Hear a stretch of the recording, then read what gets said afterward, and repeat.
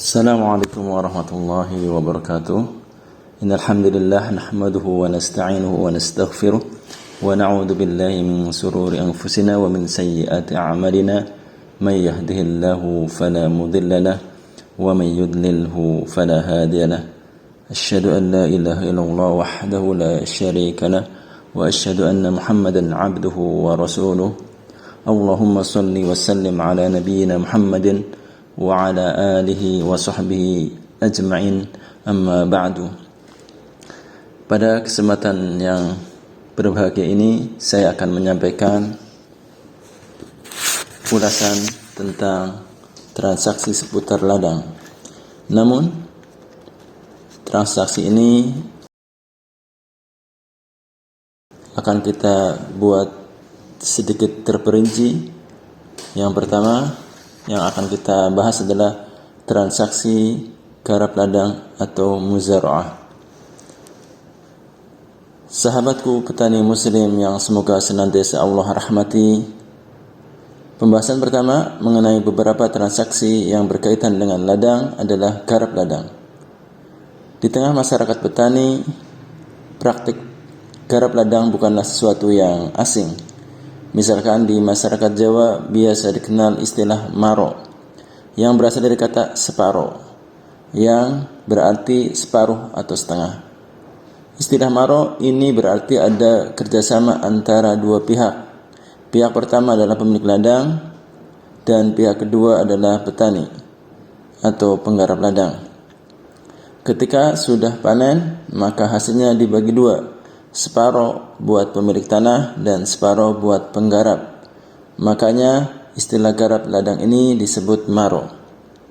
Dalam ajaran Islam, transaksi atau akad menggarap ladang orang lain dikenal dengan istilah muzara'ah, terutama di dalam kitab hadis dan kitab-kitab fikih.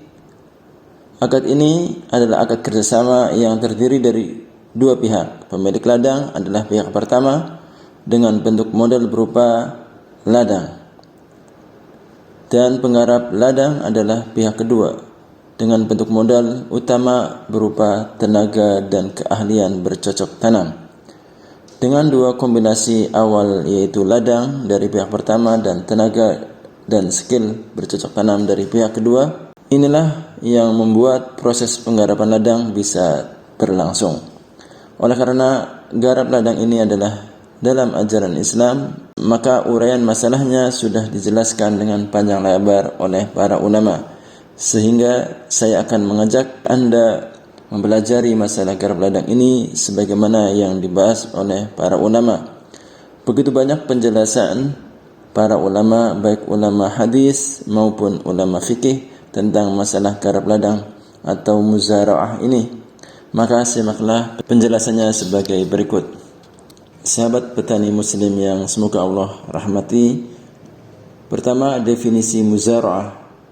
Muzara'ah secara bahasa ini diambil ataupun merupakan isim masdar dari fi'il zara'a yuzari'u muzara'ah.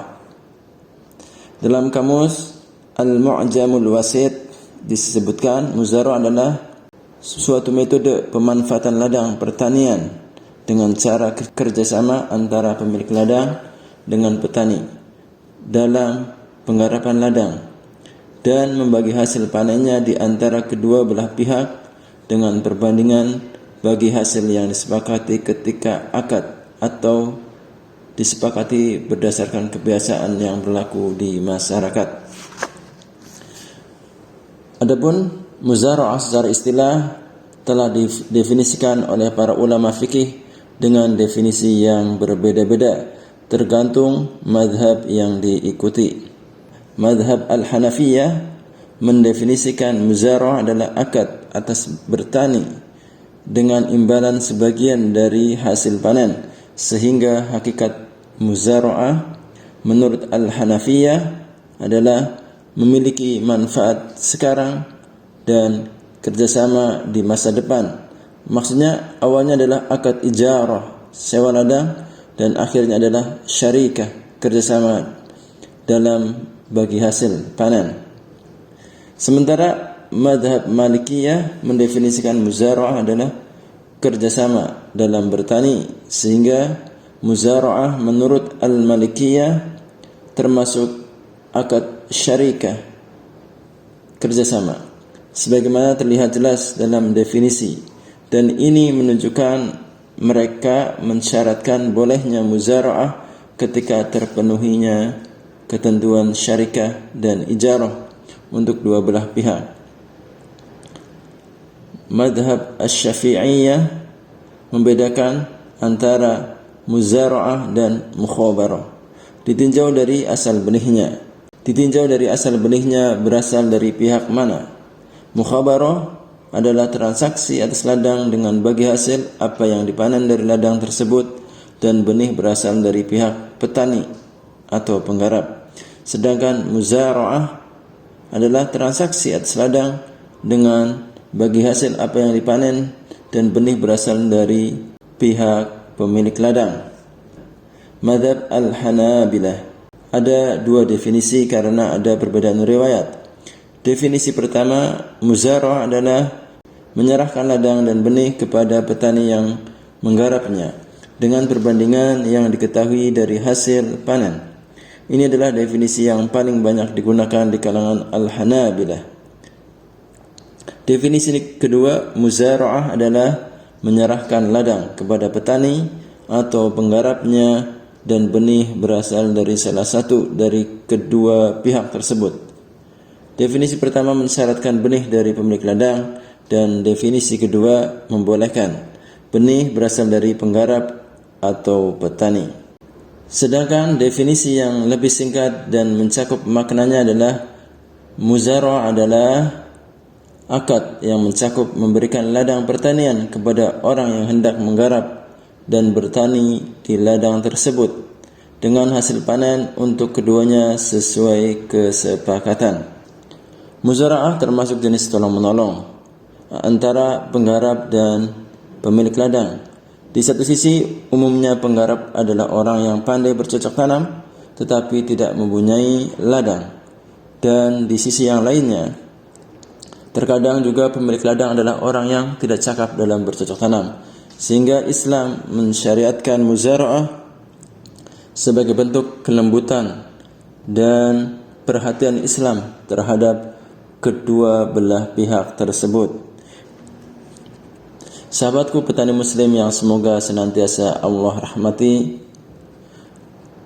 duduk perkara masalah muzara'ah dari sudut pandang para ulama. Para ulama fikih telah berbeda pendapat dengan perselisihan yang banyak tentang apakah muzara'ah ini disyariatkan atau tidak dalam ajaran Islam. Hal itu karena perbedaan sumber pendalilannya dan perbedaan dalam memahami dalil tentang masalah ini. Berkata Imam Asy-Syaukani rahimahullah, maka masalah tentang muzara'ah ditinjau dari perbedaan madhab dan penentuan pendapat yang rajih atau pendapat yang kuat dari yang marjuh, pendapat yang dilemahkan, termasuk sesuatu yang mu'addalat. Mu'addalah adalah masalah yang pelik, yang tidak ada petunjuk penyelesaiannya. Ini disebutkan oleh Imam Asy-Syaukani dalam Nailul Awtar jilid ke-10 halaman 399.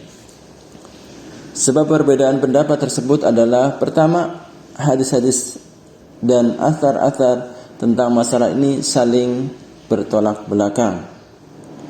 Di sana ada hadis-hadis yang secara jelas melarang muzara'ah dan mukhabarah seperti hadis yang diriwayatkan dari Thabit bin Ad-Duhaq, Jabir dan Rafi radhiyallahu anhum, dan ada juga hadis-hadis yang secara jelas menerangkan, disyariatkan dan diperbolehkannya muzara'ah seperti hadis Ibnu Umar radhiyallahu anhuma dan yang lainnya tentang muamalah Nabi SAW dengan penduduk Khaybar. Sebab yang kedua adalah perbedaan tentang bagaimana akad muzara'ah itu. Apakah termasuk akad ijarah atau akad syarikah.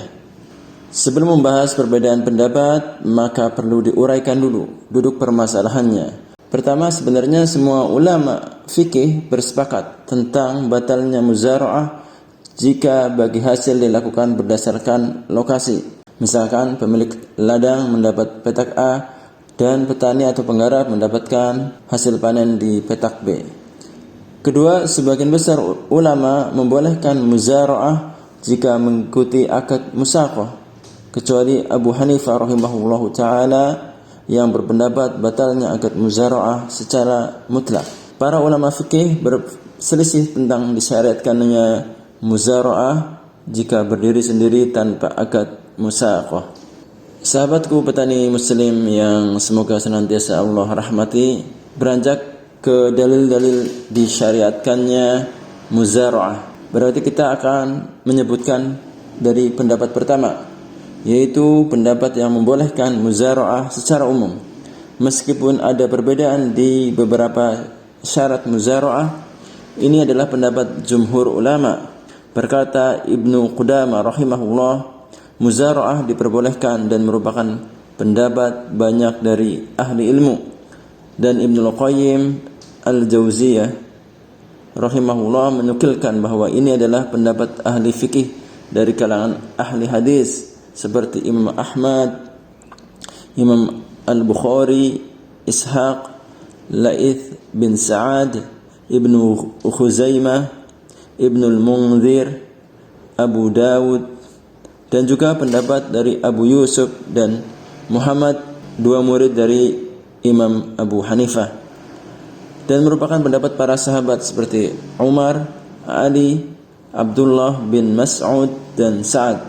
Dari kalangan tabi'in seperti Al-Qasim, Urwah, Sa'id bin Musayyib, Tawus, dan masih banyak lagi. Pendapat yang pertama ini yang membolehkan muzara'ah ini ditopang dengan dalil-dalil sebagai berikut. Yang pertama, sebuah hadis yang diriwayatkan oleh Al-Imam Al-Bukhari dan Imam Muslim dari sahabat Ibnu Umar radhiyallahu anhuma, anna Rasulullah sallallahu alaihi wasallam amala ahla Khaybar bi syatrin ala ma yakhruju minha min thamarin aw zar'in. Bahwasanya Rasulullah sallallahu alaihi wasallam pernah mempekerjakan penduduk Khaybar dengan memperoleh setengah dari hasilnya berupa buah atau tanaman, yang diriwayatkan oleh Al-Imam Al-Bukhari dalam kitab Sahihul Bukhari hadis nomor 2329. Dalam redaksi yang lain, anna Rasulullah sallallahu alaihi wasallam a'ta Khaybar al-yahuda ala an ya'maluha wa yazra'uha wa lahum syatru ma kharaja minha. Bahwa Rasulullah sallallahu alaihi wasallam memberikan ladang Khaybar kepada orang-orang Yahudi agar mereka menggarap dan menanaminya, dan bagi mereka setengah dari apa yang dihasilkan. Lihat di kitab Sahihul Bukhari hadis nomor 2331. Dalil yang kedua adalah hadis yang diriwayatkan oleh sahabat Ibnu Umar radhiyallahu anhuma. Dia berkata, tatkala Khaybar ditaklukkan, orang-orang Yahudi meminta Rasulullah sallallahu alaihi wasallam agar membiarkan mereka tetap tinggal di sana untuk bekerja menggarap dengan bagi hasil setengah dari hasil panen berupa buah dan tanaman.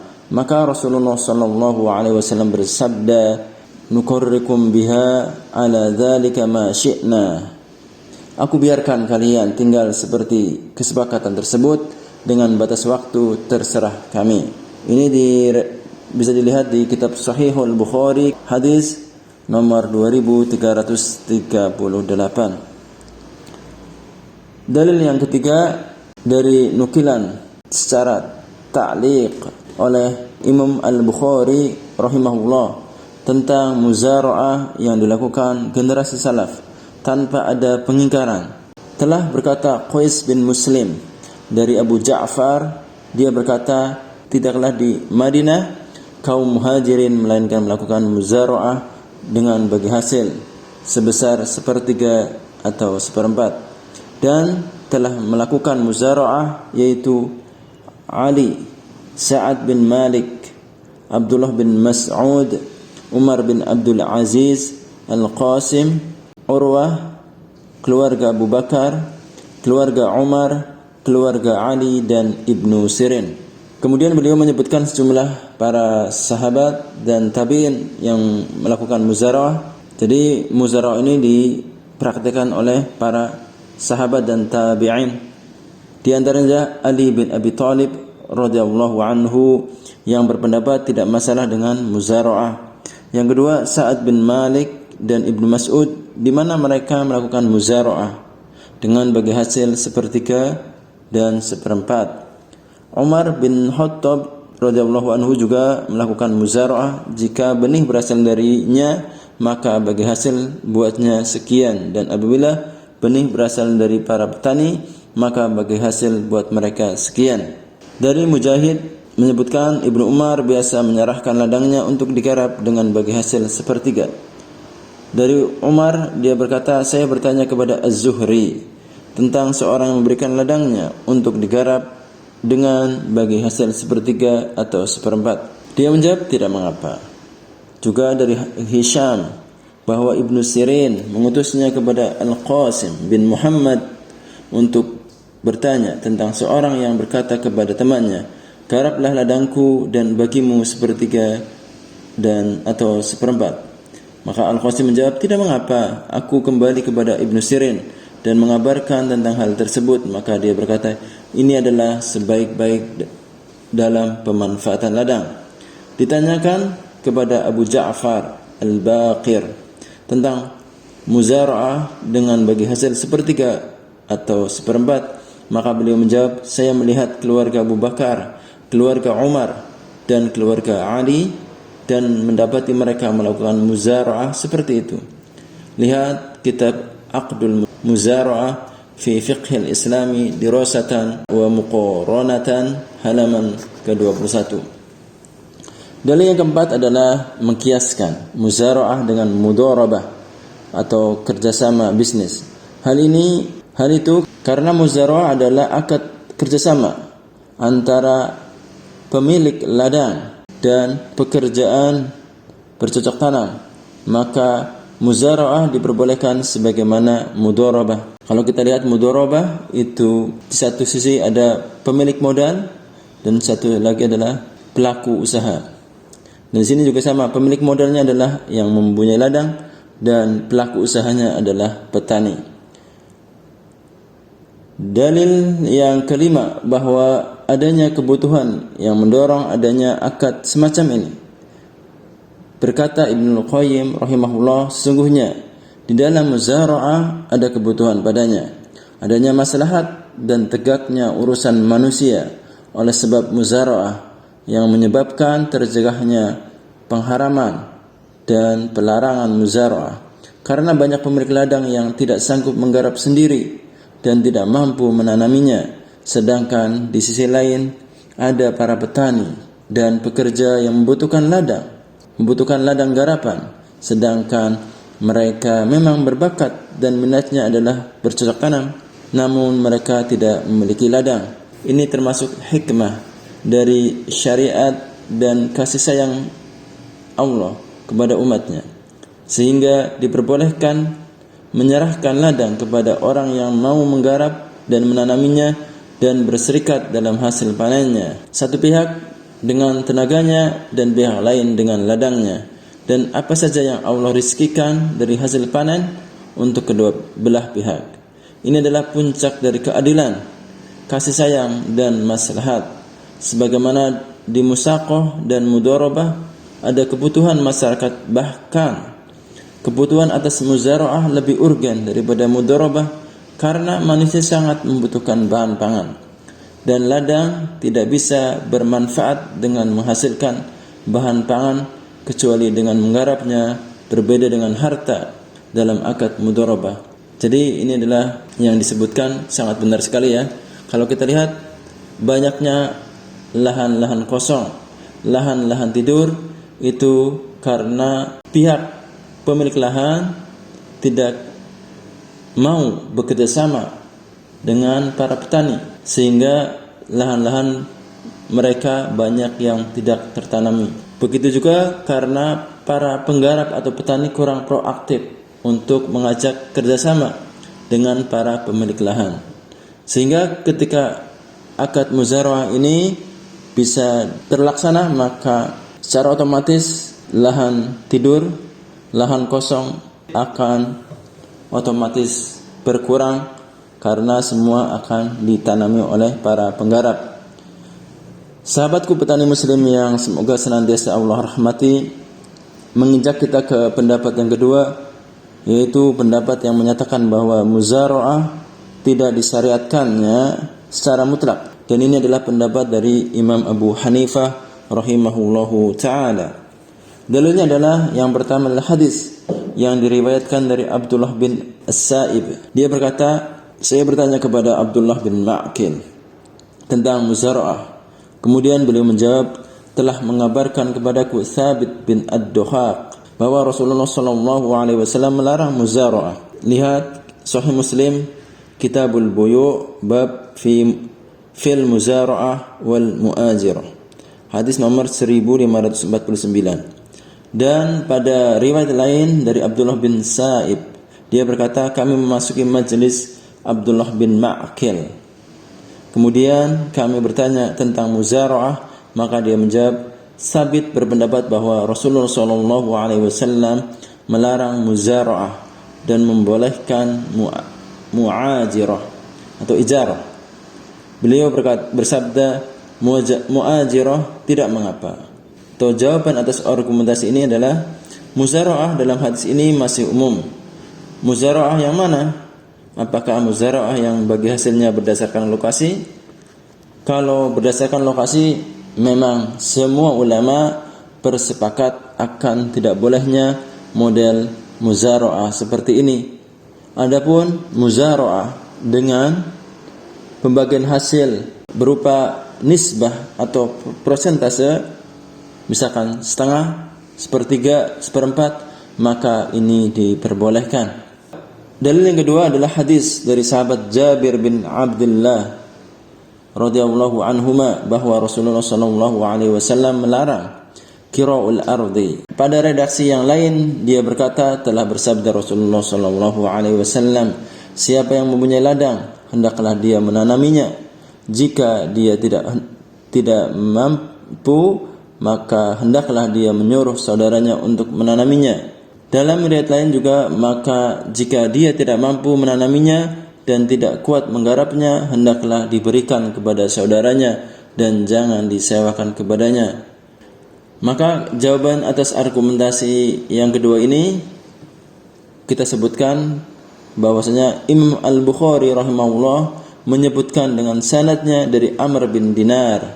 Dia berkata, aku berkata kepada Tawus, sekiranya engkau meninggalkan mukhabarah karena para sahabat mengatakan bahwa Nabi SAW melarangnya, maka Tawus menjawab, wahai Amr, saya memberikan penggarapku apa yang mereka butuhkan, dan sesungguhnya orang yang paling alim dari kalangan para sahabat telah mengabarkan kepadaku, yaitu Ibnu Abbas. Ya, Ibnu Abbas adalah salah satu ulama, yaitu Abdullah bin Abbas. Ya, ini adalah sepupu dari Nabi Muhammad SAW, adalah seorang ulama dari kalangan sahabat yang mengatakan bahwasanya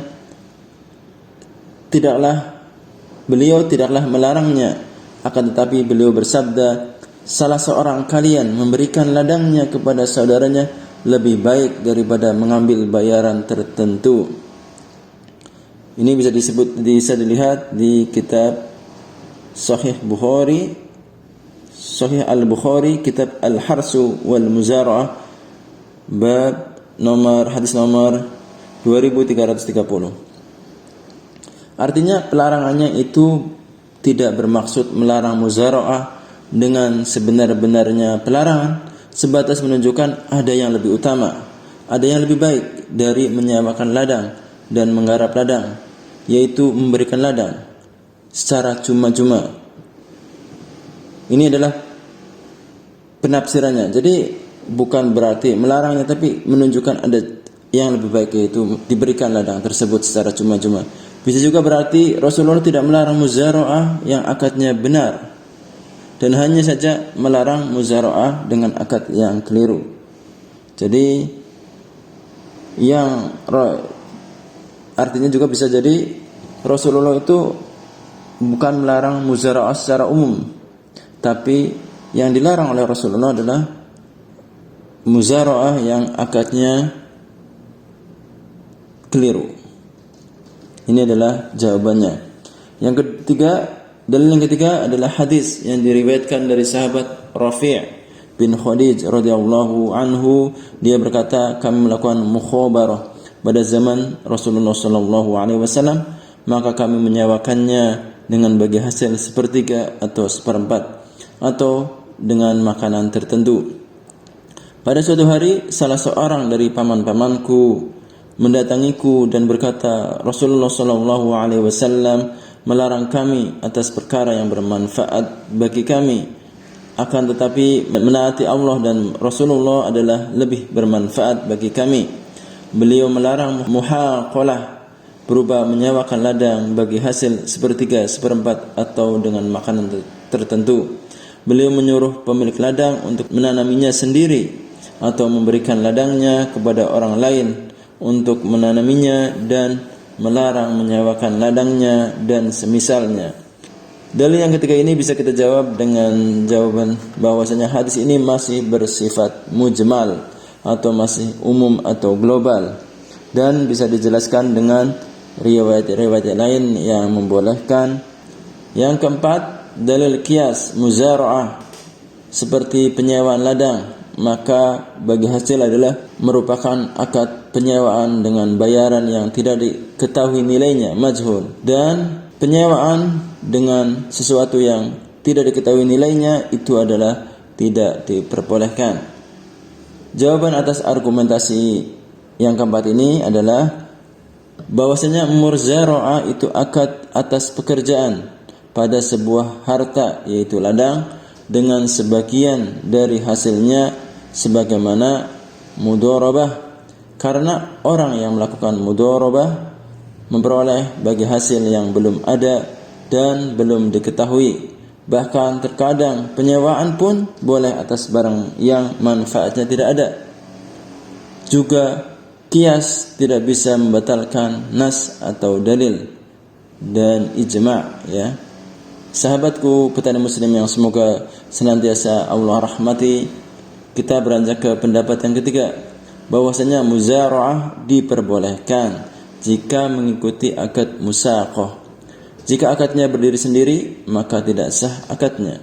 Ini adalah pendapat madhab Asy-Syafi'iyah dan juga pendapat Imam Malik, dengan syarat ladangnya adalah ladang kosong. Dalilnya sebagai berikut. 1. Hadis yang diriwayatkan oleh sahabat Jabir radhiyallahu anhu, dia berkata, Rasulullah sallallahu alaihi wasallam melarang muhaqalah, muzabanah dan mukhabarah. Maka kita jawab argumentasi pertama ini bahwasanya hadis-hadis yang melarang muzara'ah sifatnya masih umum, dan kita bawa ke makna melarang kepada praktek muzara'ah yang keliru, yang mengandung kezaliman dan yang merugikan, ya. Karena muzara'ah itu ada muzara'ah yang keliru dan muzara'ah yang benar. Muzara'ah yang benar adalah dengan bagi hasil berupa persentase dari hasil panen. Yang kedua, dalil akal, bahwasanya memperoleh manfaat dari ladang memungkinkan dengan cara ijarah, maka tidak boleh dengan bagi hasil ladang tersebut. Karena kalau bisa disewa dengan sesuatu yang jelas nilainya, mengapa juga harus dengan bagi hasil yang belum jelas nilainya? Maka jawaban atas argumentasi tersebut, tidak ada ijtihad pada sesuatu yang sudah ada nasnya. Jadi nas tentang muzara'ah itu jelas dan sahih. Nasnya sudah jelas dan sudah sahih, yaitu hadis Ibnu Umar tentang muamalah Nabi sallallahu alaihi wasallam dengan orang-orang Yahudi Khaybar dengan musaqah pada pohon dan muzara'ah pada ladang. Dalil yang ketiga adalah adapun bolehnya muzara'ah mengikuti musaqah, dalilnya adalah hadis riwayat Ibnu Umar radhiyallahu anhu bahwa Rasulullah sallallahu alaihi wasallam memperkerjakan penduduk Khaybar dengan setengah dari hasil panen berupa buah atau tanaman. Berkata Imam Nawawi rahimahullah, sabdanya dari hasil panen berupa buah dan tanaman berhujjah dengannya Imam Asy-Syafi'i rahimahullah dan orang-orang yang mengikutinya tentang bolehnya muzara'ah jika mengikuti musaqah. Muzara'ah tidak boleh berdiri sendiri dan boleh mengikuti musaqah sebagaimana yang terjadi di Khaybar. Selain mereka mengairi pohon kurma, mereka juga menanami ladangnya dengan tanaman. Bisa dilihat di kitab Al-Minhaj Syarh Sahih Muslim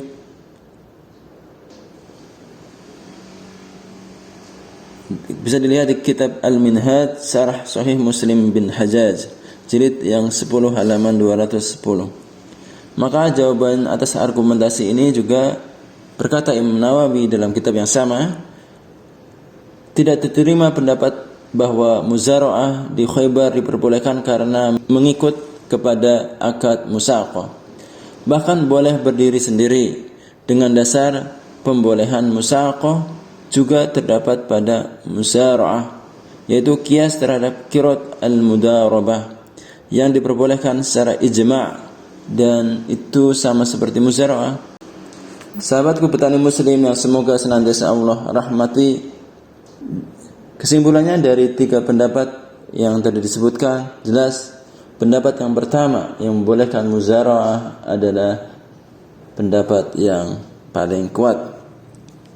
Sahabatku petani muslim yang semoga senantiasa Allah rahmati, namun pembatasan sifat akad muzara'ah menyebabkan para ulama berbeda pendapat atas 2 perkara berikut ini. Perkara pertama, muzara'ah jika ditinjau dari sifatnya.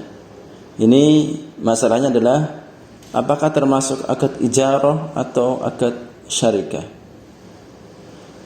Muzara'ah dikatakan termasuk akad ijarah atau akad sewa menyewa dikarenakan pertama dari pihak pemilik ladang menyewa tenaga dari penggarap atau tenaga petani untuk bercocok tanam di ladangnya dengan bayaran sebagian dari hasil panen yang akan dihasilkan. Kedua, dilihat dari pihak penggarap atau petani.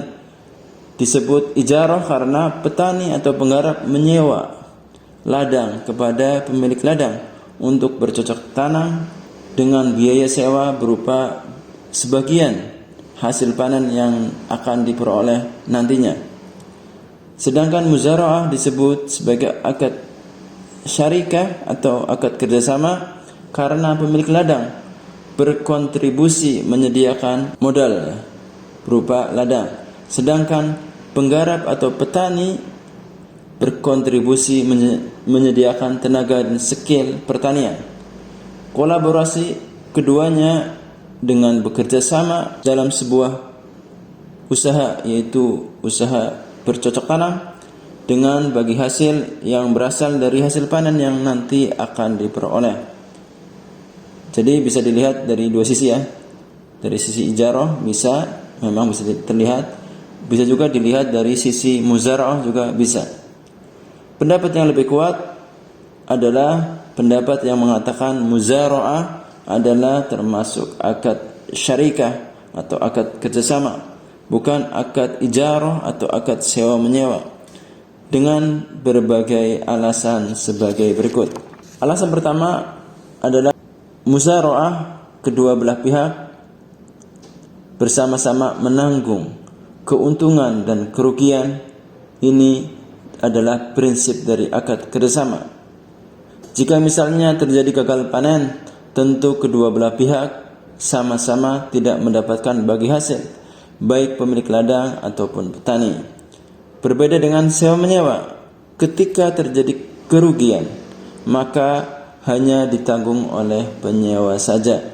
Misalkan seorang menyewa gerobak atau toko untuk berjualan, maka ketika penjualannya mengalami kerugian, maka pemilik gerobak atau pemilik toko tidak ikut menanggung kerugiannya. Itulah perbedaan pertama. Alasan kedua, muzara'ah termasuk syarikah karena dalam prinsip kerjasama tidak ada satu pihak saja yang berkontribusi penuh menjalankan usaha tersebut, tetapi kedua pihak saling berkontribusi.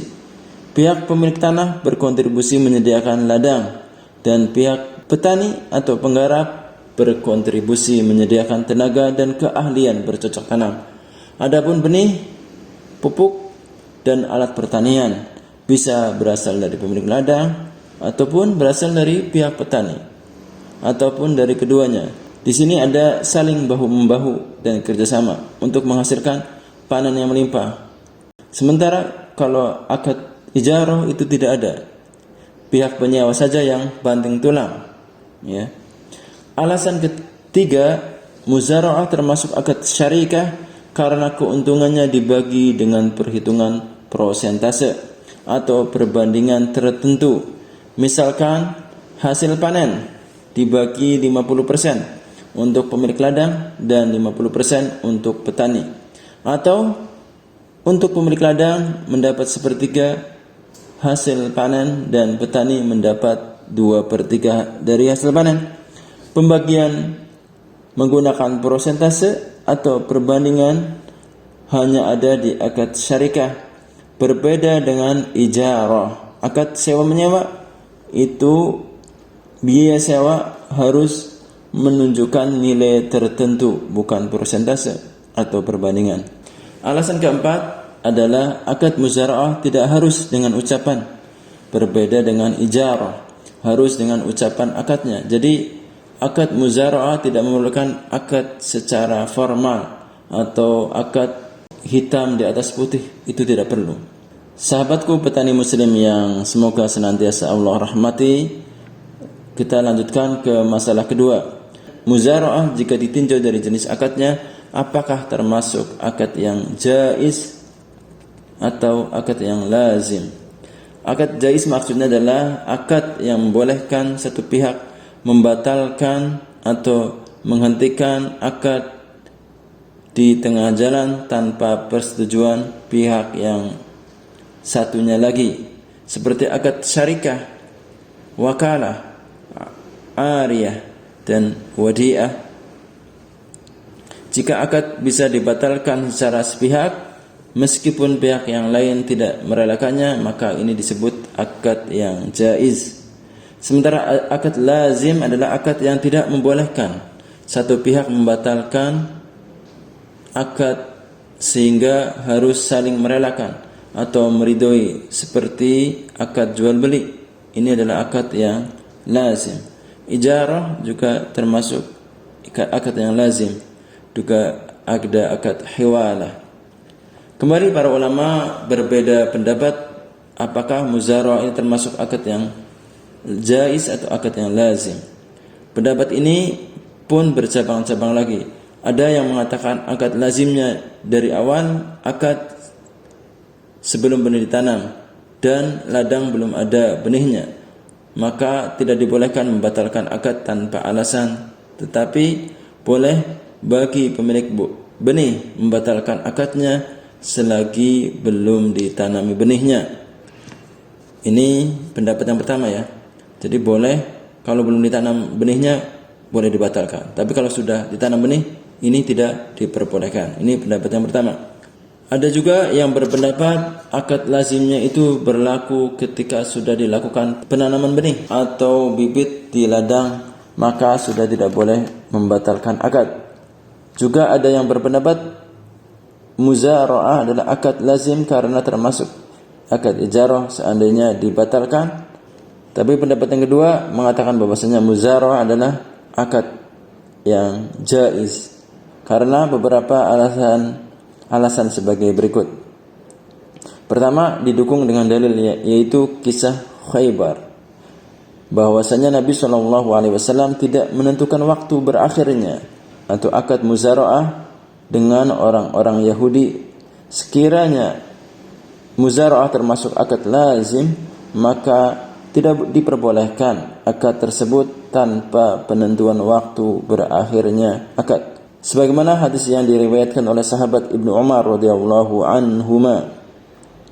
Dia berkata, tatkala Khaybar ditaklukkan, orang-orang Yahudi meminta Rasulullah SAW agar membiarkan mereka tetap tinggal di sana untuk bekerja menggarap dengan bagi hasil setengah dari hasil panen berupa buah dan tanaman. Maka Rasulullah SAW bersabda, "Ukirrukum fiha ala dzalika ma syi'na." Aku biarkan kalian tinggal seperti kesepakatan tersebut dengan batas waktu terserah kami. Alasan kedua, muzara'ah termasuk akad jaiz karena muzara'ah adalah akad yang mendapatkan bagi hasil sebagaimana mudharabah, investasi atau penanaman modal. Adapun ada orang yang mengatakan bahwasanya jika muzara'ah adalah akad jaiz, maka akan merugikan petani ketika dibatalkan sepihak oleh pemilik lahan padahal sudah melakukan penanaman dan penggarapan lahan.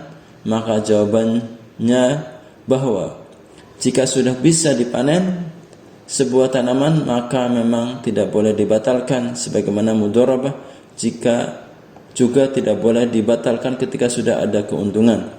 Dan pendapat kedua ini adalah pendapat yang lebih kuat. Jadi salah satu pihak bisa membatalkan akad kapanpun karena muzara'ah adalah akad jaiz, bukan akad lazim.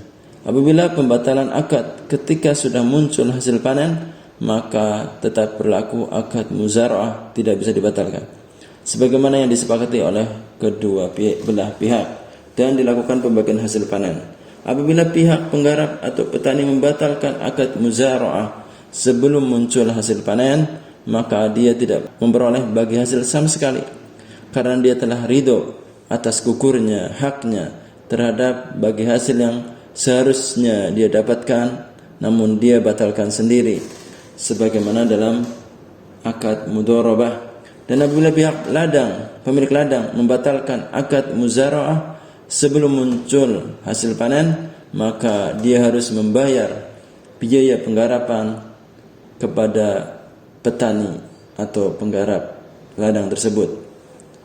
Ini disebutkan di kitab Al-Fiqhul Muyassar fi Dhai'il Kitab was Sunnah halaman 244. Sahabatku petani muslim yang semoga senantiasa Allah rahmati, kita lanjutkan ke pembahasan syarat-syarat agar akad muzara'ah menjadi sah. Pertama, syarat-syarat bagi pihak yang melakukan akad. Karena muzara'ah adalah akad syarikah, maka berlaku syarat-syarat sahnya pihak-pihak yang melakukan akad dalam syarikah. Masing-masing pihak berperan sebagai wakil pihak yang lain sehingga kedudukannya setara. Ketika melakukan kerjasama bisa saling mewakili dan bisa terwakili. Adapun syarat-syarat sahnya adalah sebagai berikut. Yang pertama adalah balik dan berakal. Maka tidak sah akad muzara'ah dilakukan oleh orang gila dan anak kecil yang belum mumayyiz kecuali diizinkan. Kemudian yang kedua, merdeka. Maka tidak sah akad muzara'ah dilakukan oleh budak kecuali sudah diizinkan. Yang ketiga adalah rasyidin, sudah bisa membedakan. Sahabatku petani muslim yang semoga senantiasa Allah rahmati, kedua, syarat-syarat yang berkaitan dengan ladang yang digunakan untuk akad muzara'ah. Yang pertama, ladangnya haruslah diketahui detailnya. Karena ladang adalah objek dari akad muzara'ah, maka ladang tersebut haruslah diketahui baik luasnya berapa, letaknya di mana, batas-batas ladangnya di mana saja. Itu semua harus diketahui detailnya. Apabila ladangnya tidak jelas, maka akan membuka pintu perselisihan dan perbedaan pendapat di kemudian hari. Yang kedua, ladangnya disyaratkan haruslah ladang yang bisa digunakan untuk bercocok tanam. Karena tujuan dari akad muzara'ah adalah mendapatkan bagi hasil dari hasil panen, maka ladang yang digunakan haruslah ladang yang produktif, ladang yang subur, ladang yang mempunyai banyak unsur hara, ataupun ladang yang bisa digunakan untuk bercocok tanam. Apabila ladangnya tidak bisa ditanami, maka tidak sah akad muzara'ahnya. Misalkan ladangnya berupa gurun padang pasir ataupun rawa-rawa, maka ini tentu saja tidak bisa digunakan untuk bercocok tanam. Adapun untuk ladang yang tak ada hujan, yang hanya bisa ditanami ketika musim hujan saja, maka akad muzara'ahnya tetaplah sah. Yang ketiga, ladangnya disyaratkan haruslah diserahkan sepenuhnya dari pemilik ladang kepada pihak penggarap, sehingga tidak boleh pemilik ladang mensyaratkan untuk menggarap bersama-sama dalam penggarapan ladang, meskipun boleh bekerja sama dalam penggarapan tanpa adanya syarat. Begitu juga hendaklah ladangnya kosong, tidak sedang ditanami oleh pemilik ladang atau sedang digarap oleh orang lain, sehingga penggarap tidak bisa langsung menanaminya setelah akad terjadi. Yang keempat, ladangnya haruslah merupakan hak milik dari pemilik pertama atau penyedia ladang. Namun yang lebih tepat adalah ladang pertanian tidaklah harus merupakan hak milik dari pemilik pihak pertama yang menyediakan ladang. Misalkan saja ladang hasil sewa atau hasil wakaf bisa dimanfaatkan oleh penyewa atau penerima wakaf, boleh juga dijadikan objek muzara'ah kalau memang penyewa atau penerima wakaf tersebut tidak sempat untuk menggarapnya. Sahabatku petani muslim yang semoga senantiasa Allah rahmati, kita lanjutkan ke bagian yang ketiga dari syarat-syarat yang berkaitan dengan benih dan bibit tanaman. Yang pertama, benih atau bibit tanaman hendaknya diketahui jenisnya, macam dan sifatnya. Benih tanaman hendaklah, maksudnya ketika akad muzara'ah itu harus diketahui nantinya petani atau penggarap akan menanam benih tanaman apa.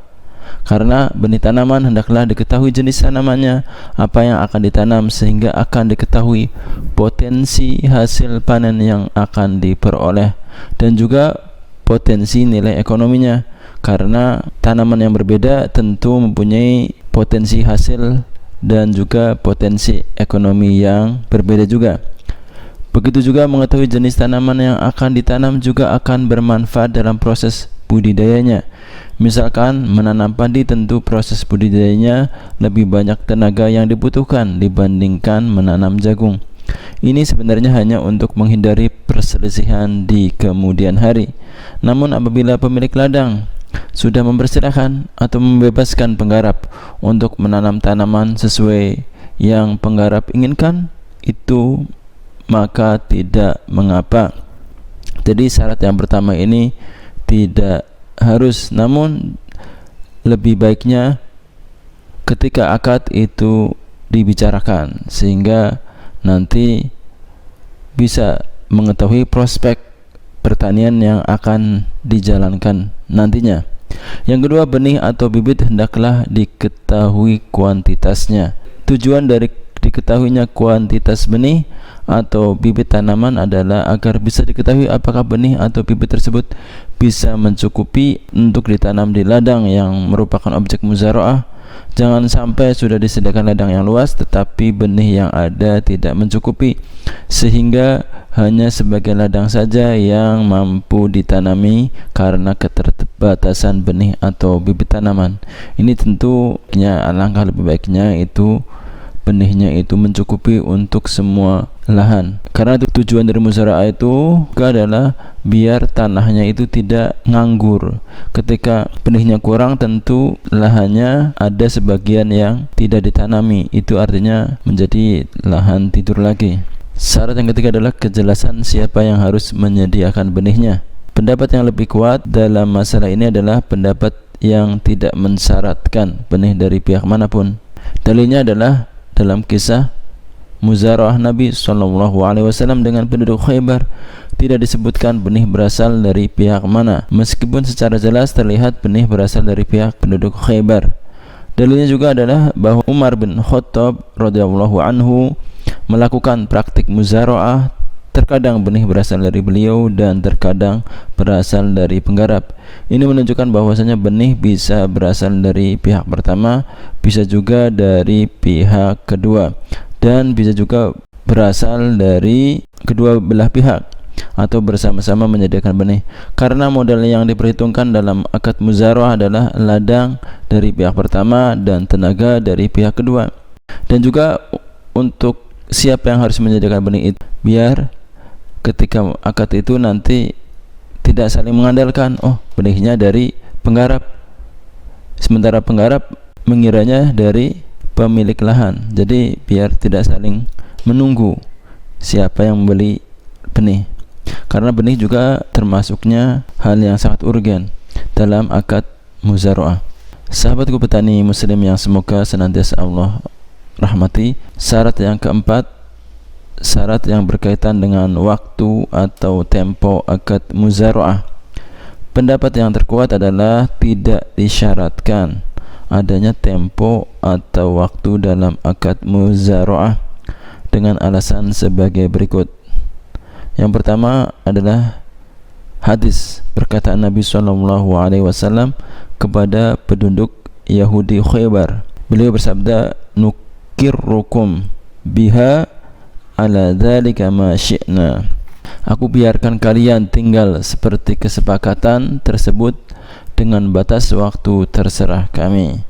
Ini adalah dalil yang jelas tentang diperbolehkannya muzaraah tanpa menyebutkan waktu berakhir akad.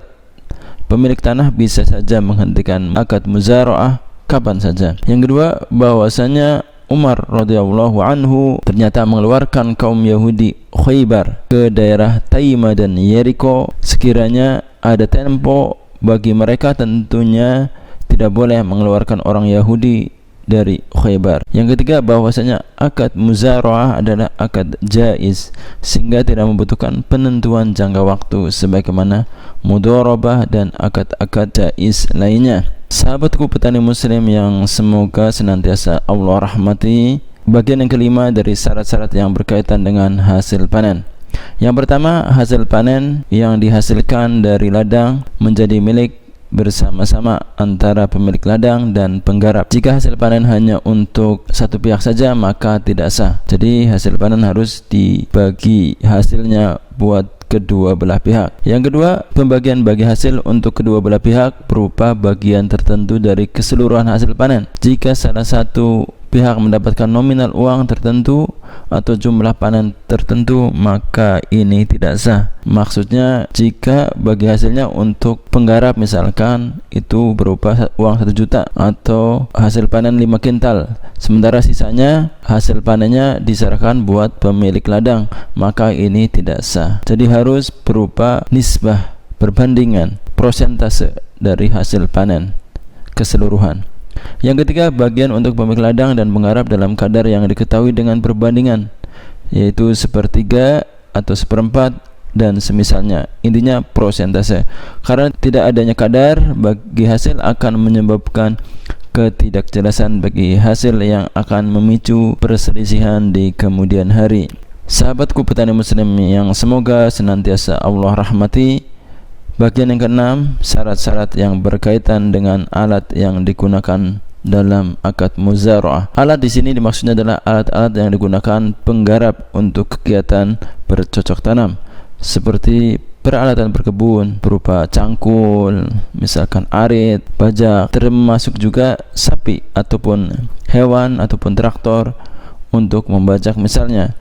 Yang benar adalah tidak disyaratkan disertakan dalam akad, karena akad muzaraah adalah akad syarikah atau kerjasama, maka tidak masalah jika alat pertanian itu berasal dari pihak pemilik ladang ataupun berasal dari penggarap. Selanjutnya, setelah membahas tentang syarat-syarat yang membuat akad muzara'ah menjadi sah dan benar, maka selanjutnya akan disebutkan model-model muzara'ah yang sah dan benar, yaitu sebagai berikut. Model yang pertama, pihak pertama menyediakan ladang, benih dan sarana produksi pertanian, sedangkan pihak kedua hanya bermodalkan tenaga, mencurahkan daya dan upaya untuk menggarapnya saja. Yang kedua, model yang kedua, pihak pertama hanya menyediakan ladang. Jadi yang model kedua ini sebaliknya, pihak pertama hanya menyediakan ladang saja, sedangkan pihak kedua selain menyediakan tenaga juga menyediakan benih dan menyediakan sarana produksi pertanian. Ini juga model muzara'ah yang diperbolehkan. Model yang ketiga, pihak pertama menyediakan ladang dan benih, sedangkan pihak kedua menyediakan tenaga dan sarana produksi pertanian. Saprotannya dari pihak kedua, ini juga diperbolehkan. Model yang keempat, kedua belah pihak bersama-sama menyediakan ladang, tenaga, benih dan sarana produksi pertanian. Ini juga diperbolehkan. Yang kelima, model kelima, pihak pertama menyediakan ladang dan sarana produksi pertanian, sedangkan pihak kedua menyediakan tenaga dan benih. Sedangkan untuk model-model akad muzara'ah yang tidak sah dan tidak benar adalah sebagai berikut. Model pertama, pihak pertama menyediakan benih dan sarana produksi pertanian, sedangkan pihak kedua menyediakan ladang dan tenaga. Ini tidak diperbolehkan. Yang kedua, model pihak pertama menyediakan benih dan pihak kedua menyediakan ladang, tenaga dan alat sarana pertaniannya. Yang ketiga, modelnya adalah kerjasama dari empat pihak.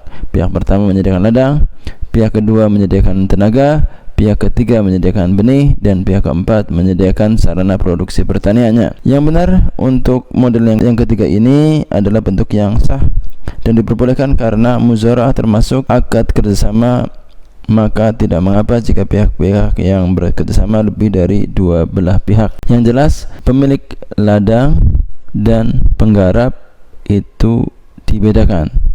Ya, sahabatku petani muslim yang semoga senantiasa Allah rahmati, syarat yang menyebabkan akad muzara'ah tidak sah, bahwasanya syarat yang tidak sah dalam akad muzara'ah adalah syarat yang mengandung dua perkara.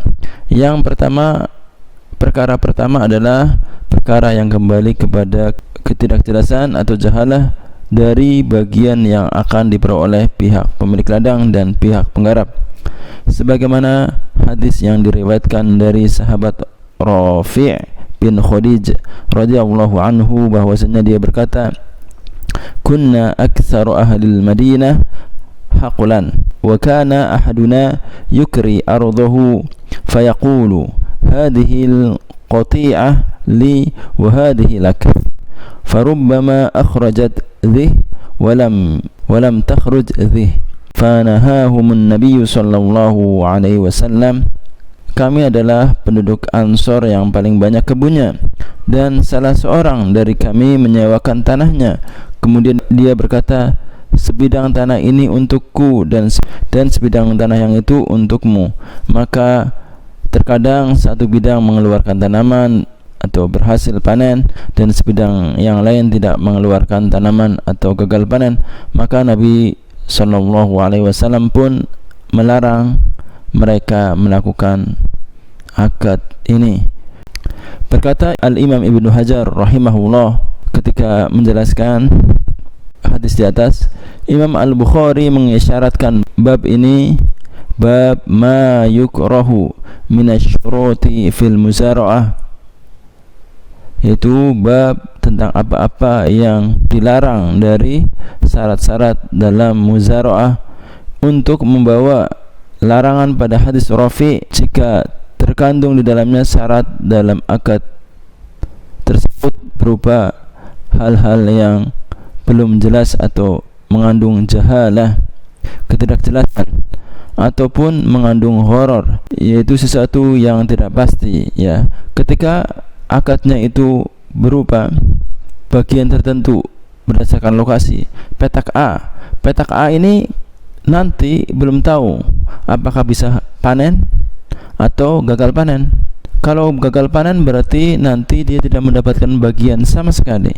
Kalau dia panen, dia akan dapat bagian. Ini adalah hal-hal yang tidak jelas.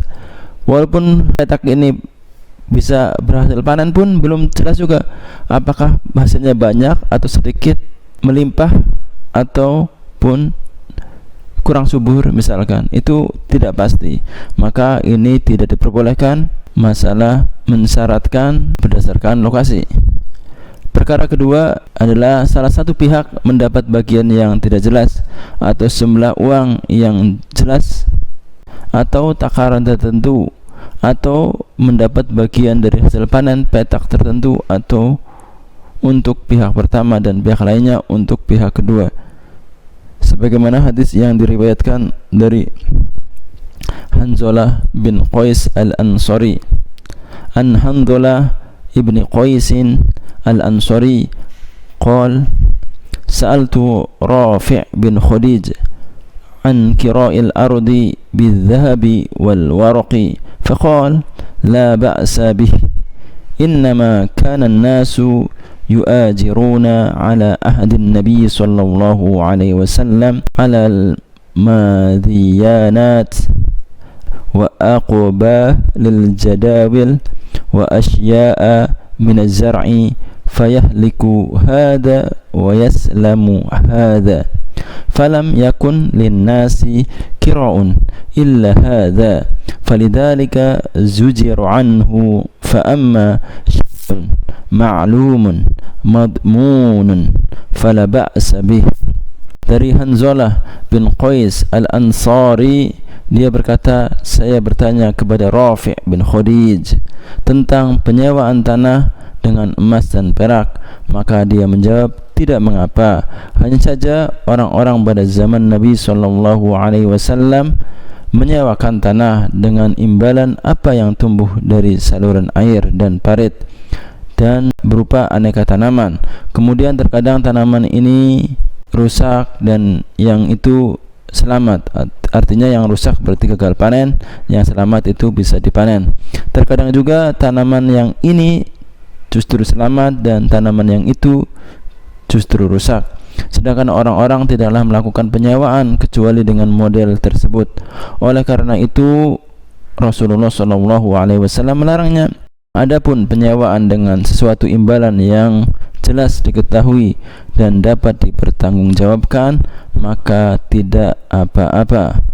Berkata Imam Al-Khattabi rahimahullahu ta'ala, sesungguhnya Rafi' telah mengajarkanmu pada hadis ini bahwa pelarangan muzara'ah adalah karena tidak jelas dan tidak diketahui bahwasanya dulu di antara kebiasaan mereka, yaitu para sahabat ataupun para penduduk Madinah, mereka adalah mensyaratkan syarat-syarat yang tidak benar, seperti mengecualikan tanaman yang tumbuh di dekat saluran air dan parit dikhususkan untuk pemilik ladang, padahal muzara'ah dalam bentuk syirkah dan pengkhususan bagi hasil untuk satu pihak saja tidaklah diperbolehkan dengan bagian yang belum diketahui. Terkadang tanaman yang di dekat saluran air dan parit itu berhasil karena saluran mudah disiram, mudah dilakukan irigasi di bagian yang dekat dengan saluran atau parit. Sedangkan tanaman di bagian yang lainnya yang jauh dari parit, jauh dari saluran air, malah gagal panen sehingga penggarap tidak mendapatkan apa-apa. Maka pembagian seperti ini mengandung gharar, ketidakpastian dan potensi bahaya. Jadi ini jelas ya, walaupun tadi redaksinya adalah sewa ladang, tetapi sebenarnya itu adalah muzara'ah karena dalam bentuk bagi hasil, ya, hasil panen. Ya, kalau hasil panennya tadi dikecualikan, misalkan yang dikhususkan atau dikecualikan yang dekat saluran air itu untuk pemilik ladang dan yang jauh untuk penggarap, ini tentu tidak adil karena potensi keberhasilannya itu lebih baik yang dekat dengan saluran air, dan ini juga mengandung kecurangan dan horor juga ketidakpastian. Berkata Al-Lais rahimahullah, praktik yang dilarang itu adalah praktik yang jika diperhatikan oleh orang-orang yang mempunyai pemahaman yang baik tentang halal dan haram, adalah mereka tidak memperbolehkan praktik tersebut karena di dalamnya terdapat bahaya. Hanya pada praktik muzara'ah tertentu saja. Demikianlah dua syarat yang menyebabkan tidak sahnya muzara'ah, karena keduanya mengarah kepada ketidakjelasan tentang bagi hasil yang disepakati, seperti halnya jual beli dengan harga yang belum jelas, juga seperti mudharabah yang bagi hasilnya belum jelas untuk masing-masing pihaknya. Sahabatku petani muslim yang semoga senantiasa Allah rahmati, selanjutnya ketentuan yang berkaitan dengan akad muzara'ah yang sah. Para ulama fikih memberikan ketentuan yang berkaitan dengan akad muzara'ah yang sah, yang mengharuskan masing-masing pihak melaksanakan konsekuensi dari akad muzara'ah tersebut sebagai berikut. Yang pertama, penggarap berkewajiban merawat tanamannya sebaik mungkin agar tanamannya tumbuh dengan baik dan hasilnya maksimal. Misalnya, dilakukan pengolahan tanah dengan dibajak tanahnya, disirami tanamannya, dan memperbaiki saluran irigasinya, dan membuat parit, kemudian melakukan pemangkasan dan sebagainya. Semuanya intinya seorang penggarap itu berkewajiban merawat dengan sebaik-baiknya, tidak ngasal, tidak asal garap saja, karena dia juga bertanggung jawab. Sebenarnya secara moral dia sudah dikasih amanah untuk menggarap ladang, tetapi kalau dia ngasal berarti dia tidak amanah. Yang kedua, pemilik ladang berkewajiban menjaga asal ladangnya dengan memasang pagar sekelilingnya, misalnya juga membuat saluran irigasi dari sungai, atau menyediakan sumur dan ember untuk menimba air, ataupun pompa airnya, supaya penggarap bisa menggarap ladangnya dengan baik dan maksimal, karena yang namanya air adalah sumber kebutuhan pokok bagi tanaman. Ya, kalau kita lihat bahan utama fotosintesis itu adalah karbon dioksida dan air. Bagaimana mungkin tanaman bisa tumbuh subur, bisa melakukan fotosintesis tanpa adanya air? Makanya pemilik ladang harus menyediakan sumber air, baik dari saluran irigasi maupun sumur. Yang ketiga, pemilik ladang dan penggarap bersama-sama dalam memberikan nafkah kepada tanamannya, berupa memberikan pupuk, misalkan penanggulangan gulma, penanggulangan hama dan penyakit tanaman, pemanenan, pengangkutan hasil panen. Karena ini bukan hanya tugas penggarap saja. Jadi ini bisa jadi ya, ketika penggarap tidak mempunyai uang untuk membeli pupuk, bisa jadi pemilik ladang lah yang memberikan kontribusi, membelikan pupuk misalkan. Karena ini bukan hanya sebatas tanggung jawabnya penggarap saja. Memang dia pasti akan membutuhkan pupuk, pasti butuh pestisida, herbisida, dan yang lain-lainnya untuk menanggulangi hama dan penyakit tanaman. Ini semua adalah komponen yang sangat urgen juga untuk keberhasilan pertaniannya, sehingga pemilik ladang hendaklah ikut berkontribusi. Yang keempat, hasil panen dibagi berdasarkan nisbah bagi hasil yang telah disepakati, karena kaum muslimin itu tergantung atas syarat yang mereka sepakati. Al-muslimuna ala syurutihim. Kaum muslimin itu tergantung atas syarat-syarat yang mereka sepakati. Apabila terjadi gagal panen, maka kedua pihak pun sama-sama tidak mendapatkan apa-apa. Yang kelima, hasil tanaman adalah amanah yang dipegang oleh penggarap, maka tidak dikenakan ganti rugi jika tidak sengaja ataupun tidak teledor melakukan hal-hal yang menyebabkan hasil tanamannya musnah, padahal tidak lupa untuk menyiram. Misalkan tanamannya mati padahal sudah disiram, sudah dirawat dengan baik, maka penggarap tidak dituntut ganti rugi. ataupun hasil panennya berkurang karena dicuri padahal sudah menjaga ladangnya, sudah ditaruh pagar, maka pihak penggarap juga tidak dimintai ganti rugi. Yang keenam, penggarap sudah berhak mendapatkan bagi hasil jika tanaman sudah mulai bisa dipanen, sudah tumbuh, dan dia harus melanjutkan pekerjaan penggarapannya hingga tanaman bisa dipanen. Yang ketujuh, jika penggarap tidak mampu bercocok tanam karena kondisi fisiknya misalkan sudah melemah, sudah menua, ataupun sakit, padahal dia diamanahkan untuk menggarap ladang tersebut, maka dia harus memperkerjakan orang yang mampu bercocok tanam dan dia yang membayar upahnya sebagai bentuk menunaikan amanah sebagai penggarap. Sahabatku petani muslim yang senantiasa Allah rahmati, kemudian kita lanjut ke hukum yang berkaitan dengan akad muzara'ah yang tidak sah. Jika akad muzara'ah tidak sah, maka ada beberapa hukum yang perlu diperhatikan. Yang pertama, penggarap tidak perlu lagi melanjutkan kegiatan bercocok tanam. Yang kedua, hasil panen untuk pemilik benih. Jika pemilik benih adalah pemilik ladang, maka dia perlu memberi upah penggarap sebagai ganti pekerjaan yang telah dilakukan. Sedangkan jika pemilik benih adalah penggarap, maka dia perlu memberikan biaya sewa ladang kepada pemilik ladang.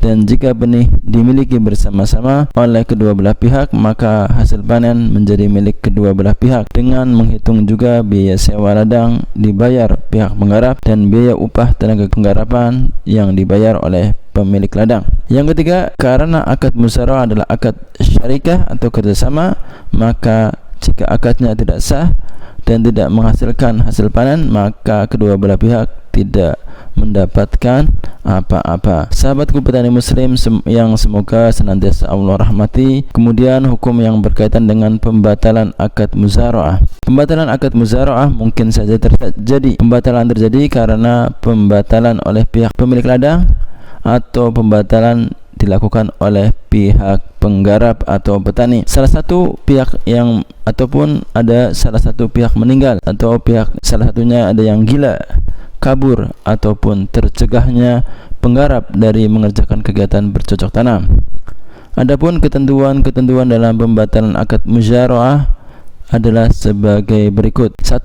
Jika salah satu pihak mengajukan pembatalan akad muzara'ah setelah munculnya hasil tanaman, maka hasil panennya untuk kedua belah pihak sebagaimana kesepakatan awal. Kalau pembatalan sudah muncul buahnya misalkan, itu tidak bisa dibatalkan dan itu sudah bisa dipanen, maka itu harus dibagi berdasarkan kesepakatannya. Seandainya pembatalan akad muzara'ah dilakukan oleh penggarap sebelum munculnya tanaman, maka penggarap tidak mendapatkan apa-apa karena dia telah menggugurkan haknya dengan mengajukan pembatalan akad. Yang ketiga, seandainya pembatalan akad muzara'ah dilakukan oleh pemilik ladang setelah ada pekerjaan yang dilakukan penggarap namun tanaman belum tumbuh, maka bagi penggarap upah biaya pekerjaannya. 4. Jika pemilik ladang meninggal, maka batalah akad muzara'ah. Seandainya tanamannya berupa sayuran, kacang-kacangan, atau tanaman yang berumur pendek, maka tetap dipelihara oleh pihak penggarap hingga panen. Kemudian hasil panen dibagikan sebagaimana kesepakatan yang telah disepakati di awal akad. Jika penggarap meninggal, maka apabila tanamannya sudah tumbuh, maka ahli warisnya bisa melanjutkan pekerjaan penggarapan hingga panen dan dilakukan bagi hasil sebagaimana kesepakatan di awal akad. Adapun jika penggarap meninggal tetapi tanaman belum tumbuh, maka pemilik ladang memberikan upah bagi sebagai ganti pekerjaan yang telah dikerjakan. Demikian adalah tuntas dari akad muzara'ah. Semoga bermanfaat bagi kaum muslim semua, petani muslim dimanapun Anda berada. Demikian, wassalamualaikum warahmatullahi wabarakatuh.